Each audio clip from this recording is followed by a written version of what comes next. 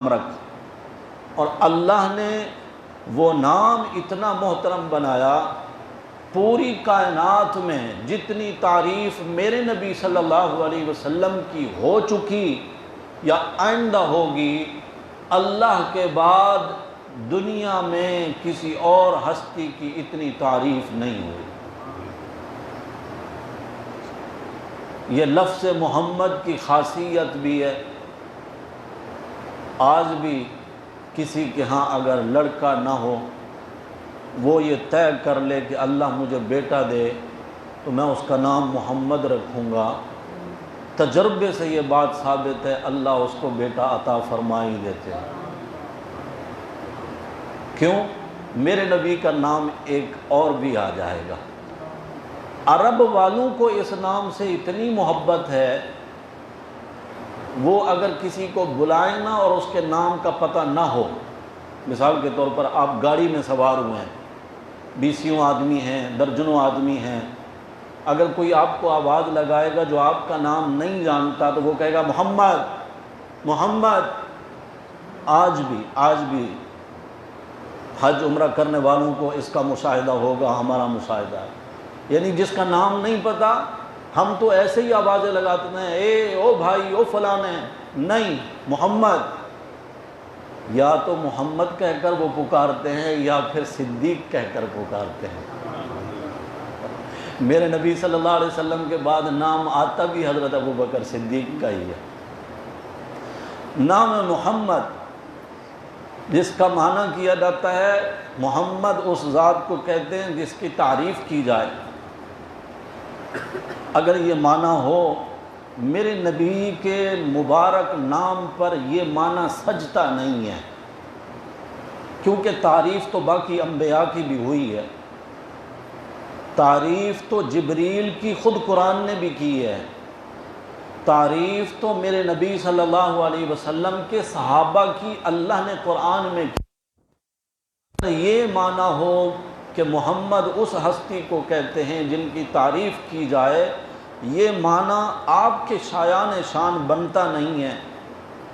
معنی کیا ہے لغت کے امام راغب اصفہانی رحمۃ اللہ علیہ نے اپنی کتاب المفردات کے اندر، وہ فرماتے ہیں محمد الذی اجمعت فیہ الخصال المحمودہ۔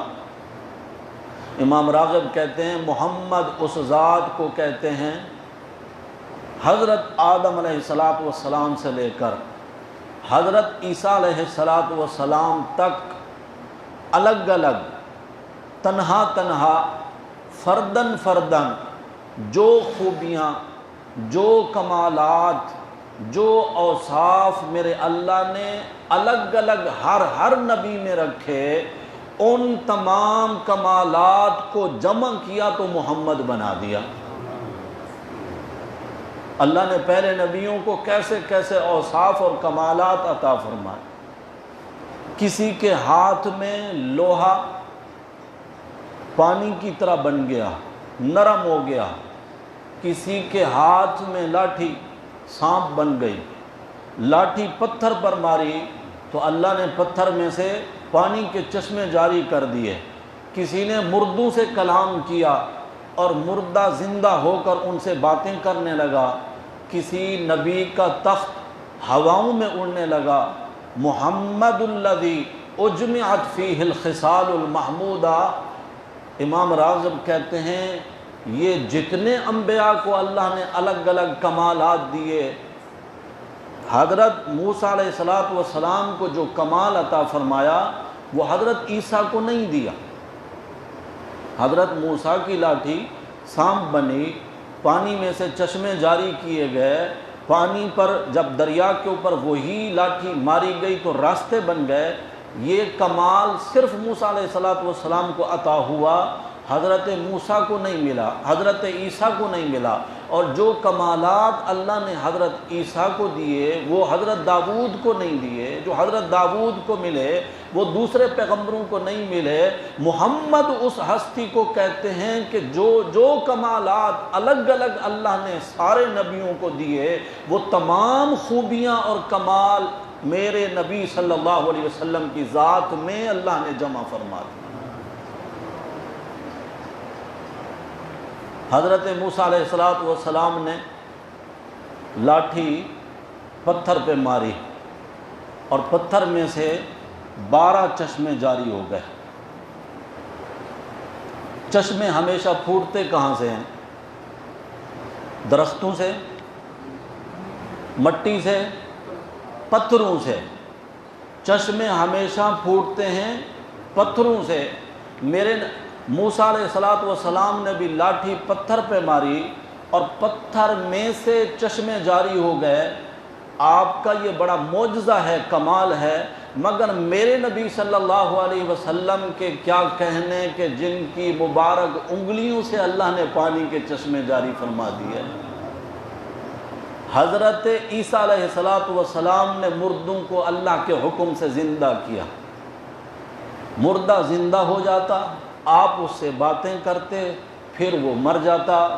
جب مردے کو زندہ کرتے تھے تو مردہ بولتا تھا، کس سے؟ ہونٹوں سے، زبان سے۔ اور جب یہ مردہ پہلے زندہ ہوتا تھا تب بھی بولتا تھا یا نہیں بولتا تھا؟ بولتا تھا۔ کہاں سے بولتا تھا؟ ہونٹوں سے اور زبان سے۔ عیسیٰ علیہ السلام نے بھی اس کو زندہ کر کے بلوایا اور وہ ہونٹوں اور زبان سے بولا، مگر میرے نبی صلی اللہ علیہ وسلم کے کیا کہنے، کنکریوں کے ہونٹ بھی نہیں، کنکریوں کی زبان بھی نہیں، اور کنکریوں نے میرے نبی کی نبوت اور رسالت کی شہادت دیتے ہوئے اشہد ان لا الہ الا اللہ و اشہد ان محمد الرسول اللہ پڑھا۔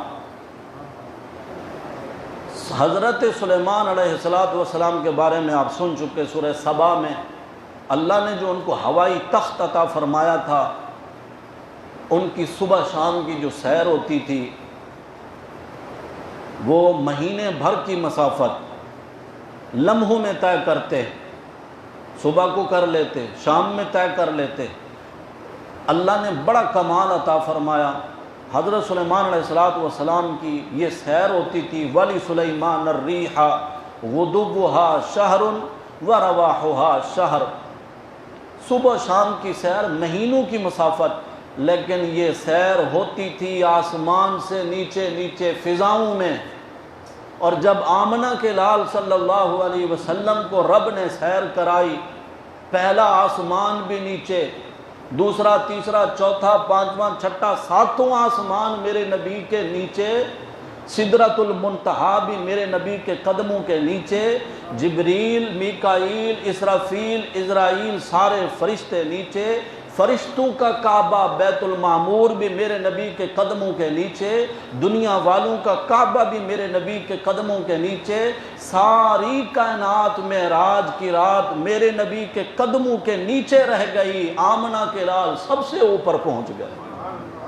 ان کی سیر فضاؤں کی نہیں تھی، آسمانوں کی بلندیوں سے بھی اونچی، وہ رب کے عرش تک جا پہنچے۔ اللہ نے میرے نبی صلی اللہ علیہ وسلم کو وہ مقام عطا فرمایا جس کی نشاندہی کی ہے امام راغب نے کہ محمد اس ہستی کو کہتے ہیں سارے نبیوں کے کمالات اللہ نے جن کی ذات میں بند کر دی ہیں۔ اگر کسی نے دیکھنا ہے ایوب علیہ السلام کا صبر کیسا تھا تو دیکھ لو محمد الرسول اللہ کے صبر کو۔ اگر کوئی دیکھنا یہ چاہتا ہے کہ ابراہیم علیہ السلام کے لیے آگ کیسے گلزار ہوئی، ایک صحابی کے پاس مہمان آ گئے، دیگر صحابہ دسترخوان پہ کھانا کھایا، کھانا کھا کر فارغ ہوئے، اس صحابی نے وہ دسترخوان اٹھایا اور جا کر تندور میں ڈال دیا۔ جو میزبان صحابی تھے انہوں نے جا کر تندور میں ڈال دیا۔ مہمانوں نے کہا یہ کیا کیا؟ دسترخوان تندور میں ہے نا، کچھ نہیں ہوتا، صاف شفاف ہو جائے گا تو نکال لوں گا۔ میرے نبی صلی اللہ علیہ وسلم اسی دسترخوان پر تشریف لائے تھے، کھانا کھانے کے بعد میرے نبی نے مبارک ہاتھ صاف کر دیے تھے اس دسترخوان سے۔ اس دن سے مجھے دھونے کی ضرورت نہیں پڑتی، میں اس کو آگ میں ڈال دیتا ہوں، اس کے اوپر گرا جانے والا کچرا جو بھی ہوتا ہے کھانے کا وہ جل جاتا ہے، دسترخوان مبرہ اور صاف ہو جاتا ہے، میں اس کو نکال لیتا ہوں۔ ابراہیم علیہ السلام کے مبارک جسم کے لیے اللہ نے آگ کو گلزار فرمایا، یہاں میرے نبی کا ہاتھ جس دسترخوان کو لگا آگ اس کو نہیں چھو رہی۔ کیا خیال ہے پھر ان مقدس لوگوں کا جنہوں نے میرے نبی کے مبارک ہاتھ پہ ہاتھ رکھ کے کلمے پڑھے؟ آج بھی بدبخت لوگ ایسے میرے نبی کے صحابہ کو نعوذ باللہ کہہ دیتے ہیں کہ یہ جہنمی ہیں، یہ فلاں ہیں اور یہ فلاں ہیں۔ میرا تو یہ ایمان ہے کہ میرے نبی صلی اللہ علیہ وسلم نے جس چیز کو چھوا ہے آگ نہیں چھو سکتی پھر اس کو۔ اللہ نے وہ کمالات عطا فرمائے۔ اور علامہ منظور افریقی القاموس عربی لغت کی کتاب ہے، وہ محمد کا معنی کرتے ہیں اپنے انداز سے۔ وہ کہتے ہیں محمد الذی یحمد مرۃ بعد مرہ، محمد صلی اللہ علیہ وسلم یہ نام ایسا ہے، محمد اس ہستی اور شخصیت کو کہتے ہیں جن کی تعریف کا سلسلہ کبھی ختم نہ ہو، ازل میں بھی ہو، ابد میں بھی ہو، دنیا میں بھی ہو، آخرت پر بھی ہو، فرش پر بھی ہو، رب کے عرش پر بھی جن کی تعریف ہو، جن کی تعریف کا سلسلہ کبھی ختم نہ ہو۔ میں نے کہا جن کی تعریف ازل سے ہو، ابد تک ہو، یہ میں نے اپنی طرف سے نہیں کہا۔ سورہ آل عمران 3 پارے کا آخری رکوع شروع ہو رہا ہے، اذ اخذ اللہ میثاق النبیین لما آتیتکم من کتاب و حکمت۔ اللہ فرماتے ہیں وہ وقت بھی یاد کرنے کے قابل ہے، ابھی تک کوئی نبی دنیا میں آیا نہیں، نہ حضرت آدم نہ حضرت عیسیٰ، بیچ کے سارے انبیاء، کوئی نبی نہیں آیا۔ اللہ نے نبیوں کے اجتماع میں یعنی ان کی روحوں سے ایک عہد لیا، میرے نبیوں میرے کاغذات میں تم نبی ہو، اپنے اپنے وقت پر میں تمہیں بھیجوں گا دنیا میں، جس کو کتاب دینی ہے کتاب بھی دوں گا، نبوت اور حکمت بھی دوں گا، لیکن میرے ساتھ وعدہ کرو اگر تمہارے دور نبوت میں میرا خاص صفتوں والا رسول آ جائے جو رحمت للعالمین بھی ہو، خاتم النبیین بھی ہو، شافع المذنبین بھی ہو، وہ دونوں جہانوں کا سردار، اگر میرا آخری نبی تمہارے دور نبوت میں آ جائے، میرے ساتھ وعدہ کرو تم اپنی نبوت والے دفتر کو تالا لگا دو گے، لَتُؤْمِنُنَّ بِهِ وَلَتَنْصُرُنَّ، میرے نبی پر ایمان لے آؤ گے اور میرے نبی کے ساتھ مل کر جہاد اور قتال کرتے ہوئے میرے نبی کی مدد بھی کرو گے۔ حالانکہ ابھی تک نبی آئے نہیں ہیں، کوئی پیدا ہی نہیں ہوا عالم ارواح میں۔ محمد الذی یحمد مرۃ بعد مرہ، محمد اس ہستی کو کہتے ہیں جن کی تعریف کا سلسلہ کبھی ختم نہ ہو، ازل میں، ابد میں، دنیا میں، آخرت میں، فرش پر، عرش پر، ہر جگہ ان کی تعریف ہوتی رہے۔ اور یہ لفظ محمد عربی کے جس باب کا صیغہ ہے، اگر کوئی شد بد رکھتے ہیں عربی کے، پتہ ہوگا کہ عربی میں ابواب ہوتے ہیں کہ یہ صیغہ فلاں باب کا ہے اور فلاں باب کا، باب تفعیل ہے عربی کا جس کا یہ صیغہ ہے محمد۔ اس باب کی خاصیت یہ ہے کہ کوئی کام کسی سے جبراً کرایا جائے، صرفا یصرف تصریفاً، مثال کے طور پر کوئی شخص کھڑا تھا، دوسرے نے آ کر پکڑ کے اس کو زبردستی گھما دیا یوں۔ محمد باب تفعیل کا صیغہ ہے، معنی یہ ہوگا محمد اس ہستی کو کہتے ہیں جن کی تعریف بے اختیار کی جائے، اپنے اختیار میں ہی نہ ہو، اپنے بھی تعریف کریں، پرائے بھی تعریف کریں، دوست بھی تعریف کریں، دشمن بھی تعریف کریں، ابو بکر بھی تعریف کرے اور ابو جہل بھی تعریف کرے۔ ابو جہل بیٹھا تھا کعبہ کے سائے میں، اس کے بھتیجے آ گئے، اس کے پاس دوپہر کا وقت تھا، گرمیوں کے موسم میں پچھلے زمانوں میں جب بجلیوں کا یہ زمانہ نہیں ہوتا تھا، دوپہر کے وقت باہر سناٹا ہوتا تھا، لوگ گھروں سے باہر نہیں نکلتے تھے، گرمی کا وقت ہے، بھتیجے آ گئے ابو جہل کے پاس، پرانا آدمی ہے تو سچی سچی بات بتا، ہم نے بڑی مخالفت کی ہے محمد صلی اللہ علیہ وسلم کی، محمد کے بارے میں تیرا کیا خیال ہے؟ اب ابو جہل سے اندر کی بات پوچھنے لگے ہیں وہ۔ ابو جہل بیٹھا تھا، فوراً متوجہ ہوا اور ادھر ادھر دیکھنے لگا کہ کوئی سن تو نہیں رہا، کہنے لگا ایسی جگہ پر تم لوگوں نے بیٹھ کر سوال کیا ہے، جھوٹ بھی نہیں بول سکتا ہوں کہ کعبہ کے سائے میں بیٹھا ہوں، مجھ سے اگر پوچھتے ہو کہ محمد صلی اللہ علیہ وسلم کیسے ہیں، اس آسمان کی نیلی چھت کے نیچے اور زمین کی دھرتی کے اوپر ما رأیت بعینی ہاتین مثل محمد، میں نے اپنی آنکھوں سے پوری کائنات میں جہاں تک میں گھوما ہوں گیا ہوں، میں نے محمد جیسا کوئی نہیں دیکھا۔ محمد اس ہستی کو کہتے ہیں جن کی تعریف اپنے بھی کریں اور پرائے بھی کریں، اور جن کی تعریف کا سلسلہ کبھی ختم نہ ہو، اذانوں میں بھی ہو، تکبیروں میں بھی ہو، ہر جگہ جن کی تعریف ہو، جہاں جہاں تک میرے رب کا نام بلند ہو وہاں میرے رب کے نام کے ساتھ محمد الرسول اللہ کا نام بھی بلند ہو۔ اذان اس وقت تک مکمل نہ ہو جب تک میرے نبی کا ذکر نہ ہو، تکبیر اس وقت تک مکمل نہ ہو جب تک میرے نبی کا ذکر نہ ہو، اقامت تکبیر، نماز اس وقت تک مکمل نہ ہو جب تک سلام پڑھنے والا میرے نبی پر السلام علیکہ ایھا النبی ورحمۃ اللہ وبرکاتہ اللہم صلی علی محمد وعلی آل محمد، اگر یہ نہ پڑھے اس کی نماز اس وقت تک مکمل نہیں ہوتی، جنازہ مکمل نہیں ہوتا جب تک میرے نبی کا ذکر نہ ہو، اور لوگوں قبر کا سوال جواب بھی مکمل نہیں ہوتا جب تک میرے نبی کا ذکر نہ ہو۔ تو محمد نام ہی ایسا ہے، اس کی تاثیر ہی ایسی ہے، اس کے اندر کمالات اور خوبیاں ہی میرے اللہ نے ایسی رکھی ہیں جن کو بندہ شمار کرنے کے لیے بیٹھے تو نہیں کر سکتا۔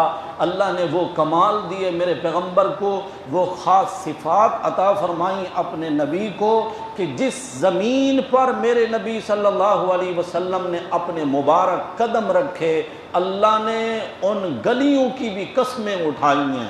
آسمان کا رب کہتا ہے لا اقسم بہذا البلد وانت حل بہذا البلد، مجھے مکہ شہر کی گلیوں کی قسم، یا اللہ اس لیے قسم اٹھائی ہوگی کیونکہ وہاں آپ کا گھر ہے۔ فرمایا وہ تو ابراہیم علیہ السلام کے زمانے سے بھی پہلے سے موجود ہے، قسمیں میں آج اٹھا رہا ہوں، یا اللہ اس لیے قسم اٹھائی ہوگی۔ آب زمزم کا کنواں ہے، فرمایا وہ بھی بہت پہلے سے موجود ہے، اس لیے یا اللہ قسم اٹھائی ہوگی۔ مقام ابراہیم ہے، صفا مروہ ہے، عرفات ہے، منی ہے، مزدلفہ ہے، فرمایا یہ تمام مقامات بہت پہلے سے موجود تھے، میرے پیغمبر مکہ شہر کی گلیوں کی قسم اس لیے اٹھا رہا ہوں۔ انت حل بہذا البلد، جب تک آپ کے قدم نہیں لگے تھے میں نے قسمیں نہیں اٹھائی تھیں، جن گلیوں کو لمس اور شرف ملا کہ آپ کے مبارک قدم ان گلیوں میں لگے ہیں، میرے پیغمبر ان گلیوں کی مجھے قسم ہے۔ چہرہ انور عطا فرمایا تو پھر قسمیں کھانے لگا رب، والضحیٰ واللیل اذا سجا، میرے پیغمبر صبح کا سورج جب چڑھتا ہے نا، طلوع ہونے لگتا ہے، کئی رنگ لے کر نکلتا ہے سورج، آنکھوں کو بھا جاتا ہے، خوبصورت لگتا ہے، پیارا منظر ہوتا ہے، صبح کے چڑھتے ہوئے سورج کی طرح چمکتے ہوئے آپ کے مبارک چہرے کی قسم، والضحیٰ واللیل اذا سجا، میرے پیغمبر رات کی تاریکی میں بھی ایک حسن ہوتا ہے، مگر جو حسن آپ کے گھنگریالے بالوں میں ہے وہ تو اس میں بھی نہیں، واللیل اذا سجا، رات کی تاریکی نہیں، آپ کی مبارک زلفوں کی قسم، ما ودعک ربک وما قلی، میرے پیغمبر یہ دشمن تو کہہ رہے ہیں کہ محمد کے رب نے ان کو چھوڑ دیا ہے، میں رب وعدہ کرتا ہوں نہ ہم نے آپ کو چھوڑا ہے نہ چھوڑنے کا ارادہ کیا ہے، آپ جیسا عظیم پیغمبر بھلا چھوڑنے کے لائق ہوتا ہے؟ نہیں میرے پیغمبر، وَلَلْآخِرَةُ خَيْرٌ لَكَ مِنَ الْأُولَىٰ، جو کچھ ہم نے آپ کو دیا ہے نا آئندہ اس سے بھی زیادہ دیں گے، جتنی تعریفیں آپ کی پہلے ہوئی ہیں نا آئندہ اس سے بھی زیادہ ہوں گی، ہم آپ کو اتنا کچھ دیں گے، وَلَسَوْفَ يُعْطِيكَ رَبُّكَ فَتَرْضَىٰ، میرے پیغمبر اتنا کچھ ہم دیں گے تو خود کہہ اٹھے گا کہ بس کر میرے اللہ میں راضی ہو گیا۔ یہ محمد جو میرے نبی صلی اللہ علیہ وسلم کا مبارک اسم اور نام ہے، اس نام سے موسوم ہے یہ سورہ محمد۔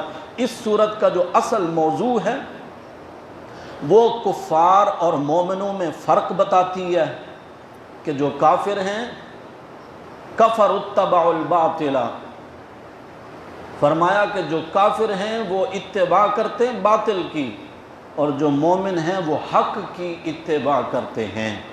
اور اس صورت میں جہاد اور قتال کے بارے میں بھی بتایا گیا۔ وجہ اس کی یہ ہے کہ جب انسان دو گروہوں میں تقسیم ہوں گے، اہل حق اور اہل باطل، تو ظاہر ہے کہ پھر کشمکش بھی ہوگی، پھر ٹکراؤ بھی ہوگا۔ اس لیے فرمایا کہ جب تم کافروں کو مضبوطی سے پکڑ لو تو پھر ان کی گردنیں اڑا دو، جہاں تک کہ جب خوب قتل کر چکے ہو، جو بچ جائیں ان کو پھر مضبوطی کے ساتھ قید کر لو۔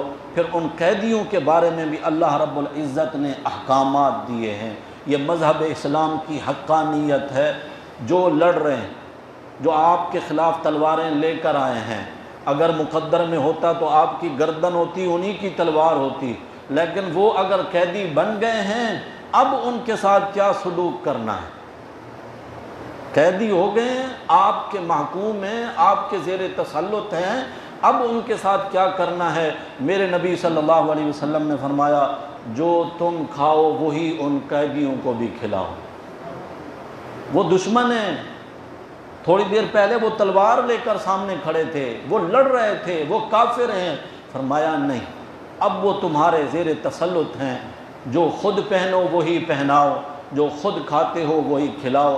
میں نے آپ کو حدیث سنائی تھی غالباً، حضرت مصعب بن عمیر رضی اللہ تعالیٰ عنہ کے بھائی، وہ فرماتے ہیں میں مسلمانوں کی قید میں تھا غزوہ بدر کے موقع پر، میرے جو مالک تھے جنہوں نے مجھے قید کیا تھا، ان کے گھر کی کیفیت یہ تھی کہ کھانا اتنا ہوتا تھا، وہ کھائیں تو میں نہیں کھا سکتا، میں کھاؤں تو ان کے لیے کچھ نہیں بچتا، وہ کھانا مجھے دیتے تھے، خود کھجوروں اور پانی پہ گزارا کرتے تھے۔ میں نے ان سے کہا مجھے شرم آتی ہے، میں آپ کا قیدی ہوں، آپ کو آپ کے بچوں کو بھوکا دیکھتا ہوں، میری طرف سے اجازت ہے خود کھا لیا کرو۔ تو آگے سے صحابی رسول اور ان کے گھر والوں نے جواب دیا ہمیں ہمارے نبی صلی اللہ علیہ وسلم نے یہی حکم دیا ہے کہ قیدیوں کے ساتھ اچھا سلوک کرنا۔ اب ان قیدیوں کے بارے میں بھی احکامات دیے کہ ان کے ساتھ یا تو بطور احسان ان کو ایسے ہی آزاد کر دو بغیر پیسہ لیے، اللہ نے فرمایا، یا پھر فدیہ لے کر ان کو آزاد کر دو، یا پھر ایسا کرو کہ اپنے قیدیوں کے بدلے میں اپنے مسلمان قیدی چھڑا لو، ان کے قیدی چھوڑ دو، یا پھر ان کو لونڈی غلام بنا سکتے ہو، لیکن ان کے بھی وہ تمام حقوق اللہ نے بیان فرمائے۔ یہ مظلوم طبقہ ایسا تھا قیدیوں کا، غلاموں لونڈیوں کا، کہ ان کو کسی بھی قسم کے انسانی حقوق حاصل نہیں تھے، یہ طبقہ محروم تھا۔ اسلام نے ان کے حقوق متعین فرمائے، انہیں آزاد کرنے کے باقاعدہ فضائل بتائے گئے، غلاموں قیدیوں کو آزاد کرنے کے فضائل بتائے گئے، اور ان کے خون کو اللہ نے حرمت بخشی ہے۔ اسلام کے حقوق دینے کا یہ نتیجہ تھا کہ تاریخ اسلام میں ایسے بے شمار غلاموں کا تذکرہ ملتا ہے جن میں سے آزاد ہونے کے بعد ایمان بھی انہوں نے قبول کیا، کوئی وقت کا مفسر بنا، کوئی محدث بنا، کوئی فاتح بنا، اور مسلمانوں نے کبھی بھی ان کی سابقہ غلامی کی وجہ سے ان کو حقارت کی نگاہ سے نہیں دیکھا۔ میں دور کیوں جاؤں، میں اس ہستی کا ذکر کر لیتا ہوں جن کو اللہ نے وہ مقام عطا فرمایا، امیہ کے ہاتھوں پیٹتے رہے، سنگلاخ پتھریلی زمین پر عین گرمی دوپہر کے وقت میں ننگے بدن میرے نبی کے اس ماننے والے بلال کو لٹا دیا جاتا، بھاری چٹان ان کے سینے پر رکھ دی جاتی اور کہا جاتا کہ بلال اب بھی وقت ہے، کلمہ پڑھنا چھوڑ دے۔ بلال کہتا ظالمو، جو مزہ اب اللہ اللہ کرنے کا اور احد احد کرنے کا آ رہا ہے نا، اتنا مزہ پہلے نہیں آیا تھا۔ تم کہتے ہو چھوڑ دو، نہیں چھوڑ سکتا۔ پھر اس بلال کو اللہ نے وہ عروج بخشا، حضرت بلال کو حضرت ابو بکر صدیق رضی اللہ تعالی عنہ نے اس کافر سے خرید کر اللہ کے راستے میں آزاد کر دیا۔ یہ وہی بلال ہے نا جو چلتا زمین پر ہے، اس کے پاؤں کی آہٹ اللہ میرے نبی کو جنت میں سنواتے ہیں معراج کی رات میں۔ ان کو وہ عروج ملا۔ حضرت عمر رضی اللہ تعالیٰ عنہ کا دور خلافت ہے، امیر المومنین حضرت عمر بیٹھے ہیں، حضرت بلال تشریف لاتے ہیں تو حضرت عمر رضی اللہ عنہ استقبال کے لیے کھڑے ہو جاتے ہیں، کہتے ہیں میرے سردار آ گئے ہیں۔ وہ پہلے کیا تھے؟ غلام تھے، لیکن اسلام نے یہ نہیں سکھایا۔ ہر بچے کو ماں نے آزاد پیدا کیا ہے، غلامی میں کسی کو بھی اللہ نے پیدا نہیں کیا۔ حضرت عمر پھر ان کے استقبال کے لیے کھڑے ہو کر کہتے ہیں کہ بلال تو ہمارے سردار ہیں، وہ ہمارے سردار آئے ہیں۔ غلاموں کو آزاد کرنے کی فضیلت بتائی نا شریعت نے، جس طرح صدقہ خیرات کرنے کے مصارف بتائے کہ بھئی یتیموں کو کھلاؤ، یہ ایک مصرف ہے، بیوہ عورتوں کو دو، یہ بھی ایک مصرف ہے، کنویں کھدواؤ، یہ بھی ایک مصرف ہے۔ اسی طرح ایک مصرف یہ بھی بتایا کہ اپنا پیسہ خرچ کر کے غلاموں کو خرید کر آزاد کر دو۔ یہ شریعت مطہرہ کا احسان ہے، پوری انسانیت پر احسان ہے۔ اسی کا نتیجہ تھا، آپ دیکھیں میرے نبی صلی اللہ علیہ وسلم کے صرف ایک صحابی حضرت عبد الرحمن ابن عوف رضی اللہ تعالی عنہ جو بہت مالدار تھے، انہوں نے 30,000 غلام خرید کر کے آزاد کیے۔ 30,000، اور سیلفی کوئی بھی نہیں بنوائی۔ ہاں جی، سیلفی پھر بھی نہیں بنی۔ اور یہاں 300 روپے کا ایک پیکٹ پکڑاتے ہوئے بھی 10 افراد وہ اپنا منہ سامنے کرتے ہیں کہ میری شکل بھی اس میں آ جائے کہ میں وہ بدبخت ہوں جو رب کے نام پر بھی بغیر تصویر کشی کرائے میں نہیں دے سکتا۔ کہاں ہم پہنچ گئے ہیں؟ ہم اپنے اعمال ٹوٹے پوٹے جو بجا لا رہے تھے، ہم ان کو بھی ضائع کر رہے ہیں، اپنے ہاتھوں ان کو مٹی میں ملا رہے ہیں۔ اور حضرت عبد الرحمن ابن عوف رضی اللہ عنہ 30,000 غلاموں کو خرید کر کے آزاد فرمایا۔ اسی صورت مبارکہ میں اللہ نے جنت کی ایک جھلک بھی دکھائی ہے۔ کون سی جنت ہے؟ ملے گی کس کو؟ وعد المتقون، متقین کو یہ جنت ملے گی۔ اور روزہ کس لیے فرض کیا گیا؟ لعلکم تتقون، تاکہ تم متقی بنو۔ جنت کا وعدہ متقین سے، روزہ اس لیے فرض کیا گیا تاکہ متقی بنو۔ کیا ہے اس جنت میں؟ 5 چیزیں گنی ہیں یہاں پر اللہ نے۔ فیہا انہار من ماء غیر آسن وانہار من لبن لم یتغیر طعمہ وانہار من خمر لذۃ للشاربین وانہار من عسل مصفی ولہم فیہا من کل ثمرات۔ اللہ فرماتے ہیں وہاں پر پانی کی نہریں ہوں گی۔ اپنے پانی کو دیکھ کے اس کے ساتھ اس کا موازنہ نہ کریں کہ اس کو آپ اگر ایک برتن میں بھر کے رکھ دیں، اگلے دن اس میں لیس اور بو پیدا ہو جاتی ہے، ذائقہ تبدیل ہو جاتا ہے۔ وہ جنت کا پانی اور ہوگا۔ فرمایا وہاں نہر ہوگی، دودھ کی نہریں، نہر نہیں انہار، انہار جمع، کئی نہریں ہوں گی۔ اور میرے نبی صلی اللہ علیہ وسلم نے فرمایا وہ دودھ جانوروں کے تھنوں سے نکلا ہوا نہیں ہوگا۔ اور وہاں عسل مصفی، ایسا صاف شفاف خالص شہد ہوگا۔ اس کی بھی وضاحت فرما دی میرے نبی صلی اللہ علیہ وسلم نے کہ وہ شہد کی مکھی کے پیٹ سے نکلا ہوا شہد نہیں ہوگا، شہد کی بھی نہریں بہتی ہوں گی، دودھ کی بھی نہریں بہتی ہوں گی، اور شراباً طہورا، پاکیزہ شراب، یہ بھی صرف ہمیں سمجھانے کے لیے اس کو نام دیا گیا ہے، ورنہ دنیا والی شراب کے ساتھ اس کی کوئی مشابہت نہیں کہ جس کے سورہ واقعہ میں بھی اللہ نے اس کو بیان فرمایا، وہ شراب ایسی ہوگی جس کے پینے کے بعد نہ سر چکرائے گا، نہ سر میں درد ہوگا، نہ خمار آئے گا، نہ مستی چھائے گی، اس طرح کی کوئی کیفیات نہیں ہوں گی۔ اور ساتھ میں فرمایا وَلَهُمْ فِيهَا مِن كُلِّ الثَّمَرَاتِ، ہر قسم کے پھل ہوں گے وہاں پر۔ اچھا، آپ نے جنت کا تذکرہ کئی مقامات پر قرآن میں پڑھا ہوگا، جہاں بھی اللہ ذکر کرتے ہیں جنت کی نعمتوں کا، وہاں اللہ پھلوں کا لازمی ذکر کرتے ہیں۔ کئی مقامات پر گوشت کا بھی ذکر کیا ہے، جیسا کہ سورہ واقعہ میں بھی ہے، لیکن زیادہ تر پھلوں کا۔ معلوم ہوا کہ جو غذائی اجناس ہیں ان میں پھل ممتاز حیثیت رکھتے ہیں۔ اب تو خیر ہم انسانوں نے ترقی کر لی، ہمارے گناہوں کی نحوست کی وجہ سے اب تو ہر چیز میں زہر شامل ہونے لگا نا، اسپرے کے ذریعے کیمیکل کے زہریلے اسپرے کرتے ہیں، ورنہ پھل تو قدرتی طور پر پکتے ہیں۔ ان کو سورج کی روشنی اور چاند کی تمازت پکاتی ہے، ذائقے اس میں ڈالے جاتے ہیں، بارش برستی ہے۔ میں ایک دفعہ خربوزہ خریدنے کے لیے گیا تو میں نے ایسے ہی پوچھ لیا، آپ بھی شاید پوچھتے ہوں گے میٹھے ہیں یہ؟ تو اس نے کہا ابھی یہ میٹھا ہے کیونکہ ابھی تک بارش نہیں ہوئی۔ تجربے دیکھیں کسانوں کے تجربے، کیونکہ ابھی تک بارش نہیں ہوئی، اگر بارش ہو جائے گی تو اس کی مٹھاس کم ہو جائے گی۔ اور اسی طرح کینو، شدید سردی پڑ رہی تھی ہمارے علاقے میں، میرا کزن یہ میری امی کی چچا زاد کا بیٹا ہے، اس کے باغات ہوتے ہیں یہ کینو وغیرہ کے۔ میں نے کہا یار شدید سردی پڑ رہی ہے، دھند ہے یہاں پر۔ اس نے کہا بس یہ سلسلہ جاری رہنا تو اچھا ہے کیونکہ کینو میٹھا ہو جاتا ہے۔